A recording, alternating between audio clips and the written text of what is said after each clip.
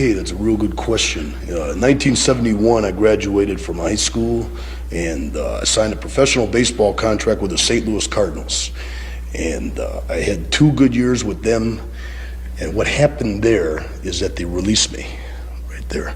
They had the energy crisis going on, and they had a lot of good ball players, and they make a decision on whether or not they feel that you have the potential talent or the talent right at that time for your age category in order to make the big leagues and help them in Busch Stadium. And a bunch of the directors must have got together and they said, the Macho Man ain't doing it right now. I got my pink slip and I was out. And what happened right there is that in my mind, it was a setback because I wanted to be the Major League Baseball player. I wanted to be the biggest star in the big leagues. I wanted to be the #1. I wanted to be the legend of all time. I wanted to be better than Babe Ruth. And all of a sudden, the realization that I wasn't going to be that. Boom. But what I did is I hooked down with the Cincinnati Reds, and I played a year and a half with them, and then went to Chicago White Sox, where I became the first player ever to be ambidextrous in ways that I could switch hit and switch throw. I could hit and throw with both hands. And nobody's done that since Paul Richards back for the old Baltimore Orioles. And that gave me real, lots of write-ups. Macho Man throws with both arms, man, comes in, oh man, it's real big. In 1975, the spring of 1975, playing with the White Sox, I came in my locker one day to put my uniform on and go out in the field and hit baseballs like I want to do. And my uniform wasn't in my locker. It was not in my locker.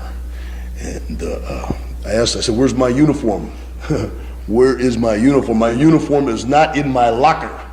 And coach came over to me and he said, hey Randy, no fans in the clubhouse. You're no longer property of the Chicago White Sox. And I said, well, I can't say it on TV, but I was hot. I was real hot. And I decided, man, I said, if I can't play baseball, nobody's not going to play baseball. So I made some threats like I was going to burn down the clubhouse, which they wrote about the next day in the paper. But I didn't do that. I took my bats and busted them against a tree.